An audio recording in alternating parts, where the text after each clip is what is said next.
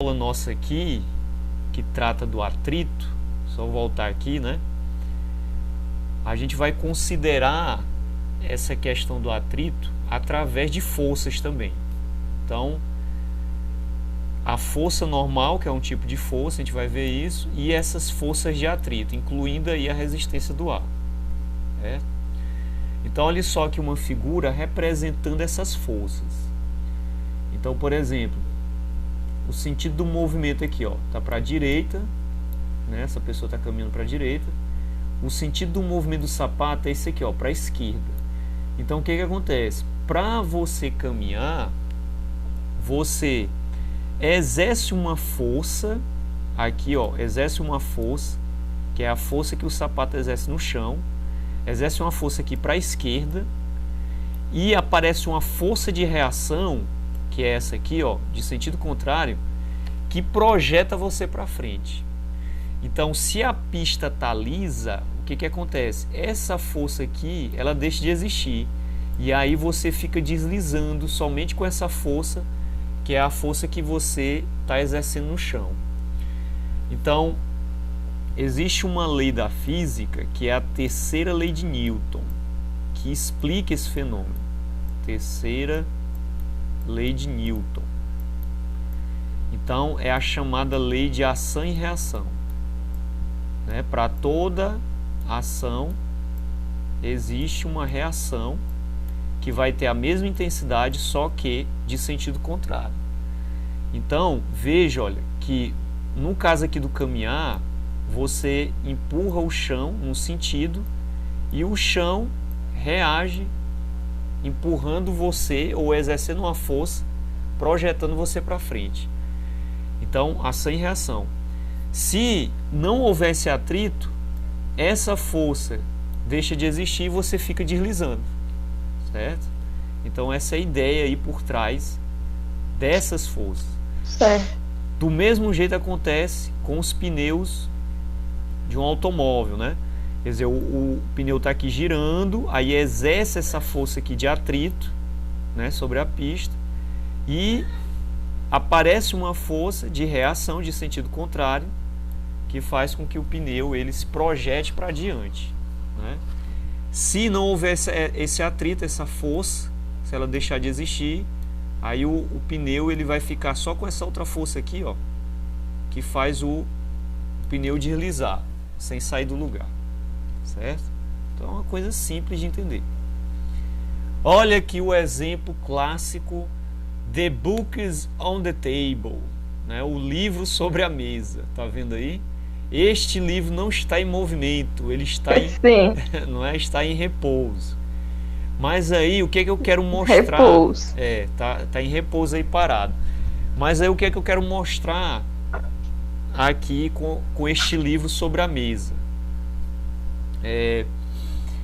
Eu quero mostrar o seguinte, a tal da força normal. Então vamos entender essa força normal. Então sabemos que todos os corpos, inclusive a gente, né, estamos apoiados na superfície da Terra, certo? Então eu vou pegar essa mesa e vou apoiar ela aqui na superfície da Terra. Tá aí bem exagerado o desenho, mas é só para a gente visualizar o que acontece com essas forças que estão atuando aí sobre o livro. Então o que acontece aqui, ó? Este livro, a Terra exerce aqui uma força sobre ele, certo? Que é a tal da força de atração gravitacional. Quer dizer, a Terra, ela está puxando com uma força tanto a mesa como o livro. Então o livro, ele vai interagir com a Terra, certo? Então a gente tem aqui, ó, o peso do livro, que a gente vai representar por um vetor apontando para baixo, certo? Então o peso do livro tem o mesmo valor desta força aqui de atração da Terra. Porque o que é o peso do livro? O peso do livro é a força com que a Terra atrai o livro, certo? Então olha só, com esta força, que é o peso do livro, o livro ele exerce uma força sobre a mesa, que eu vou chamar de força F. né? Então vamos entender isso. Então o livro ele está sob a ação da gravidade da Terra, ou seja, a gravidade está puxando tanto a mesa como o livro. Só que eu quero estudar essa força só no livro. Então a manifestação da gravidade sobre o livro a gente chama de peso. Então é o peso do livro que eu represento por uma força. Então quando o livro pesa sobre a mesa, o livro exerce uma força sobre a mesa. Aí o que é que vai acontecer? A mesa vai reagir com uma força. Deixa eu representar ela melhor aqui, que ficou feio. Então vou apagar essa linha aqui. Então a mesa vai reagir com uma força que vai ter, ó, a mesma intensidade da força F, só que de sentido contrário. Essa força de reação a gente vai chamar de força N, ou seja, força normal, certo?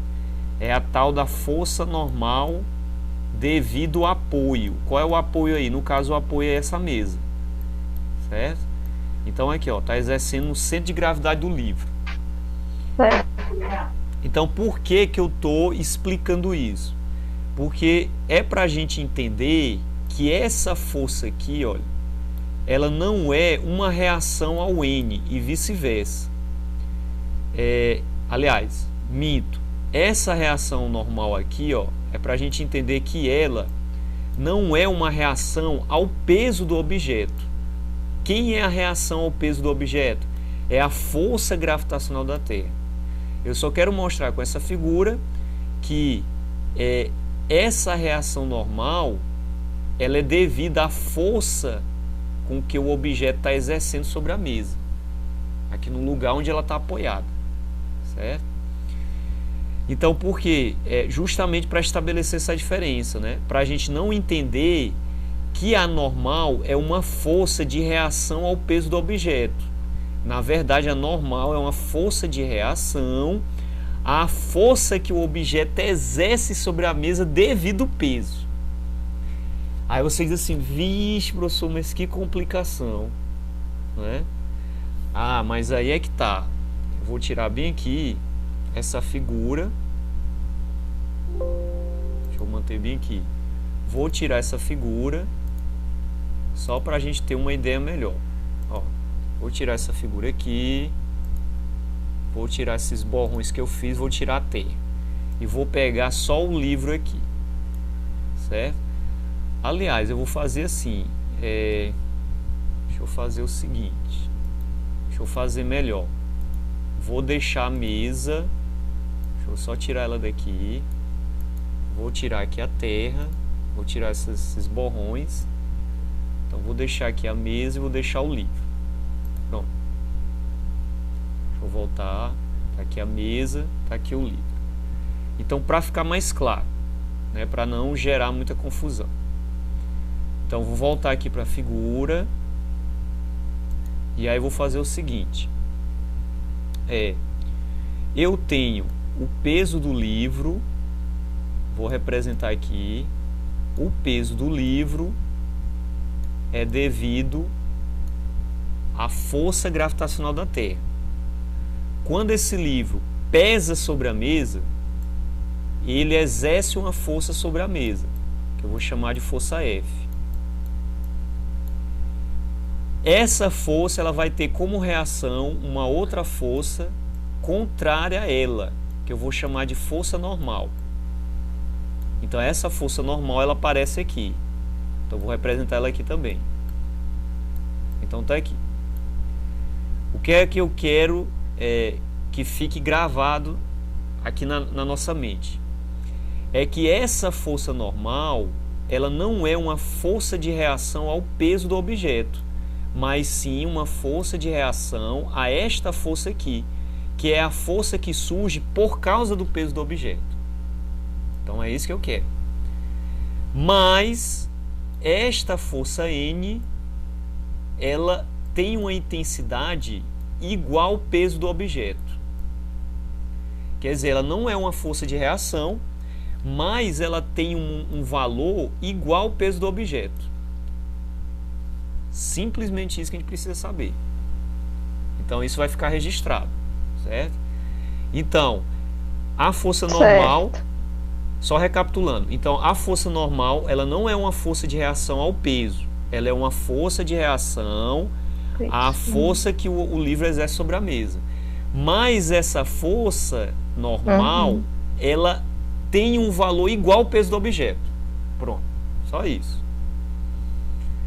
Sei. Ok? Vamos passar adiante. Olha aqui essa outra figura. Tenho aqui um sujeito magrelinho empurrando esse bloco. Pode ser uma geladeira zona aí que ele está empurrando. Então, olha só, ele está exercendo uma força F, né? Eu estou representando o peso dessa geladeira. Estou representando a reação normal, tá aqui, que é devido, né, ao peso que a geladeira exerce sobre o chão. E estou representando a força de atrito. Olha só o sentido da força de atrito. Ó. A força de atrito, ela está assim, né? E a força que o sujeito está exercendo está assim. Então veja, a força de atrito aqui, ó, ela está contrária à força que ele está exercendo no objeto. E aí vamos raciocinar o seguinte: se ele tiver exercendo aqui uma força de 100 newtons, certo? Vamos pensar nisso. E eu vou e meço a força de atrito. E a força de atrito também está sendo igual a 100 newtons. Então veja só, ele exerce uma força para lá de 100 e o atrito está segurando o corpo também com uma força de 100. Contrário é 100. É, a 100. Então era como se fosse um cabo de guerra. A pessoa está empurrando no sentido e a força de atrito está segurando no sentido contrário. Aí eu pergunto, essas forças têm o mesmo valor. Esse corpo, essa geladeira sai do lugar? Será que vai sair do lugar? Tá aqui, ó. Você exerce uma força de 100. E aí a força de atrito também é de 100. Aí é como se fosse um cabo de guerra. As forças têm o mesmo valor. Aí a pessoa está empurrando ali com 100 newtons. Mas aí embaixo, ali nas superfícies, tem uma força de atrito de 100 no sentido contrário. Será que essa geladeira sai do lugar? Acho que não, professor. Não vai sair. Agora imagine isso, ó. Não vai sair do lugar. Sai não, porque é igual, né? É igual, justamente. Agora imagine, a pessoa exerce uma força de 200 newton, ó. Tá aqui. Exerce uma força para lá de 200 newton. É 2 vezes mais. Aí agora dá certo. Agora dá certo. Agora essa geladeira sai do lugar, não é verdade? Por quê? Porque a força de atrito ali é só de 100. E ele está exercendo uma força maior para empurrar o objeto, né? Então, perceba isso, né? Que a força de atrito, ela pode ser favorável ao movimento, por exemplo, no ato de caminhar, como ela pode ser desfavorável, ou seja, você vai empurrar o objeto, aí a força de atrito ali é tão grande que impede que o objeto se movimente. Então, do mesmo jeito aqui acontece com esse sujeito, ó. Só que esse sujeito, deixa eu apagar bem aqui esses traços, senão fica confuso aqui pra gente. Então, ó, esse sujeito aí, ele está apoiado numa superfície inclinada, certo? Aqui é só para a gente visualizar como é que a força normal ela aparece aí nessa situação. Ó.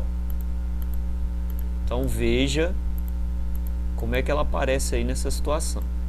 A força normal, quando você for representar ela, ó, você tem sempre que representar ela perpendicular à superfície de apoio, né? Veja que como a superfície está inclinada, então essa força N ela tem que ser perpendicular ao apoio, certo? Por exemplo, se o objeto estivesse aqui, né, ele está pesando assim, ó, na vertical, então a força normal ia ter que ser representada assim, ó, certo? Sempre perpendicular à superfície. Como está inclinado, então tem que ter essa inclinação aqui também, mas perpendicular, fazendo um ângulo reto aqui com a superfície. Veja que o peso dele, ó, o peso dele continua vertical, ó, para baixo. Tá vendo a linha de ação do peso, ó? Não está no mesmo sentido da normal. Só vai estar no mesmo né? Ó, só vai estar no mesmo sentido se o objeto estiver exatamente na horizontal. Ó. Tá aqui. Aí como ele está inclinado aí, o peso dele está num sentido também inclinado a normal. Então, na legenda você lê isso, ó. Para que o sujeito esteja em equilíbrio, as três forças, peso, força normal, força de atrito, porque tem um atrito nele também, ó. O atrito é justamente a força, ó, que está impedindo dele descer. Tá vendo aí, ó? Ele teria que descer assim na rampa, né?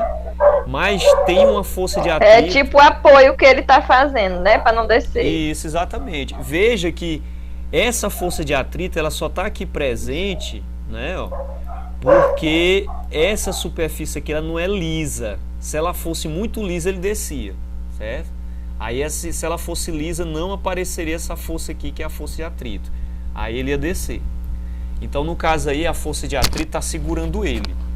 Então, a gente representa isso por um vetor, que está aqui na figura, ó, contrário ao movimento. Deixa eu ver só para a gente ver isso melhor. Deixa eu descartar bem aqui essas imagens. Vou voltar bem aqui para a figura de novo. Então, está aqui a figura, né? Então, está aí novamente. Veja que eu tenho a força normal, tá aqui ela, tem que ser perpendicular à superfície, tem o peso dele e tem uma força de atrito, ó, que está segurando ele. Se a superfície fosse muito lisa, essa força aqui não existiria, aí ele ia descer. Só para a gente observar isso. Olha aqui essa outra imagem, ó. Aqui a gente tem dois pesos, eles estão dentro de uma caixinha e eu estou puxando eles com um dinamômetro. Veja que o dinamômetro é essa peçazinha branca aí, é um aparelho que mede força. E aí veja, ó, ele me dá a força que está sendo exercida sobre essa caixinha. Então veja, ó, até 2 newtons e meio, até 2,70, o objeto não se move. Mas na hora que atinge 3,30, aí ele começa a se mover. Então esse valor, ó, esse valor que está aparecendo aí, de 3,30, ó, ele é o valor da força de atrito máximo. Então veja que quando esse valor é atingido, ó, atingiu, pronto, aí o objeto começa a se mover. Então no caso lá daquela geladeira, para mim empurrar ela, eu teria que vencer essa força de atrito máxima, que eu não sei qual é o valor, isso vai depender das superfícies que estão em contato, né? No caso aí desse objeto, esse valor máximo é 3,30. Aí na hora que atinge o objeto, começa a se mover, certo? Essa outra imagem mostra isso mais claramente, ó. Você tem aí uma abelhazinha, né? Ela vai empurrar esse caixotezinho, ó.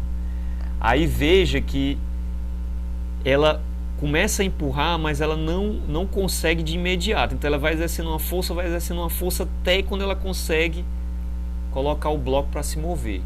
Então neste gráfico aqui, ó, você vê a relação que existe entre a força que a abelha está exercendo e a força de atrito. A força de atrito aqui está sendo representada por esse vetor aqui em vermelho. E a força que a abelha está exercendo está sendo representada por esse vetor em verde. Então veja, ó, existe um limite da força de atrito, que está mostrando aí no gráfico, que é o valor máximo da força de atrito. Na hora que a abelha atinge esse valor, aí o objeto entra em movimento. Tá vendo? Ó, tá aqui o pontozinho que ela atinge, ó. Aí a força que ela exerce não aumenta mais. Certo. Então o gráfico está mostrando essa relação entre as duas forças. Então é uma coisa bem básica aí para a gente entender, né? Então, para você colocar um corpo para se movimentar, né, dependendo das superfícies, no caso aqui, esse bloco pode ser um bloco de ferro, não sei, pode ser um caixote, né, um papelão, mas aí tem uma superfície aqui de madeira. Então, entre essas duas superfícies, para mim colocar esse objeto em movimento, eu tenho que vencer essa força de atrito, que é chamada força de atrito estática máxima. Como é que você calcula isso? Tá aqui, ó. A força de atrito estático equilibra a força que aplicamos para colocar um objeto em movimento. Seu valor máximo é calculado por esta formulazinha aqui, ó. Você vai pegar um coeficiente, que é chamado de coeficiente de atrito, e vai multiplicar pela força normal. Nessa situação, a força normal ela é igual ao peso do corpo. Então, para você calcular o valor de N da força normal, você tem que saber qual é o valor do peso do objeto. Aí você calcula essa força de atrito máxima.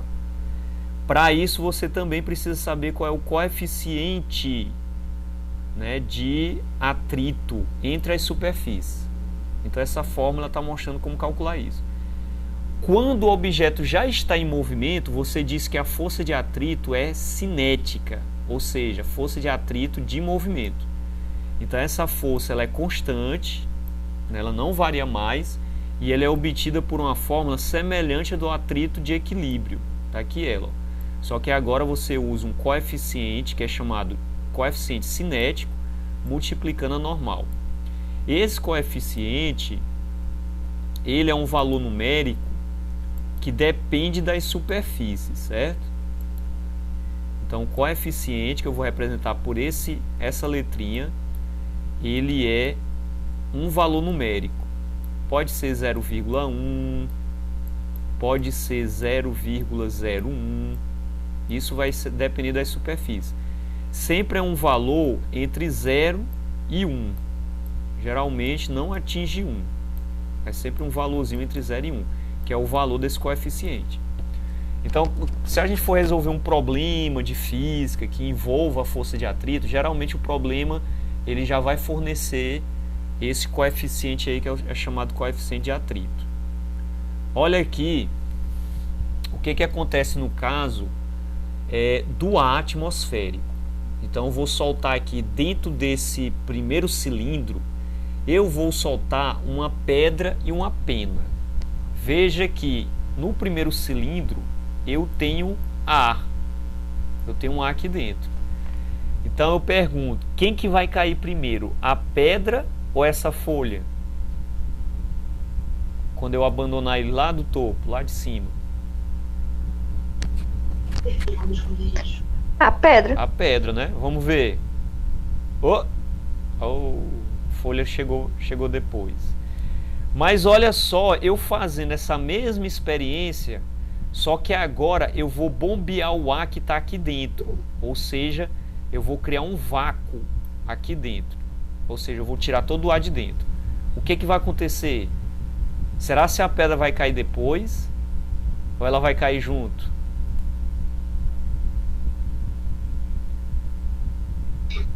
Olha, professor. olha o que vai acontecer. Olha, observa, ó. Ó. Rapaz, cai junto. Então, os dois caem juntos. Não é? Então. Porque não tem o ar para a folha flutuar, né? Justamente. Veja que o ar exerce uma força, ó, contrária ao movimento, que a gente vai chamar de força de resistência do ar, certo? Então, essa força contrária, ela tende a levar a folha para cima. Então é por isso que se eu solto aqui, olha, a pena, o que acontece? Aparece uma força aqui, ó, na pena, que é a força de resistência do ar, certo? Quer dizer, dentro desse cilindro aqui que tem ar, o objeto não está em queda livre. A queda livre ela só acontece quando o ar não está exercendo influência. Então olha aqui um outro exemplo, ó. Olha aqui esse sujeito, ó. Aí ele está caindo em queda livre, certo? Então nessa situação aí, o ar está exercendo uma força sobre ele, certo? Está exercendo uma força sobre ele. Só que essa força não é tão grande para impedir que ele chegue ao chão menos rapidamente. O que vai impedir que ele chegue ao chão mais lentamente? Se ele abrir o paraquedas. Então, ó, se ele abrir o paraquedas, ó, o que vai acontecer? Ó? Ele pode descer ali suavemente. Ó. Ou seja, o paraquedas ele vai equilibrar o peso dele com o ar. Certo? Do mesmo jeito acontece com uma gota de chuva. Então, paraquedas e gotas de chuva caem da mesma maneira? Caem. Então, olha só aqui um exemplo mostrando isso. Ó. Quando o sujeito está em queda livre, o peso dele, eu vou representar por esse vetor aqui, ó, o peso dele é maior do que a força de resistência do ar. Veja que eu estou representando, ó, por um vetor menor. Ó, o peso eu estou representando por um vetor maior.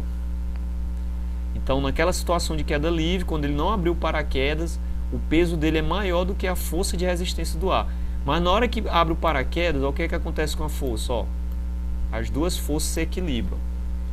Então, o peso dele, pode ser 700 newtons, a força de resistência do ar acaba atingindo também 700 newtons. Nesse momento, ele começa a cair suavemente. Aí a velocidade dele não aumenta mais e ele cai com um movimento uniforme. Certo? Então, uma coisa simples aqui. A força de resistência aí, ela fica igual ao peso do corpo. E aí o exemplo aqui da gota, né? Com a gota acontece o mesmo, é a chuva.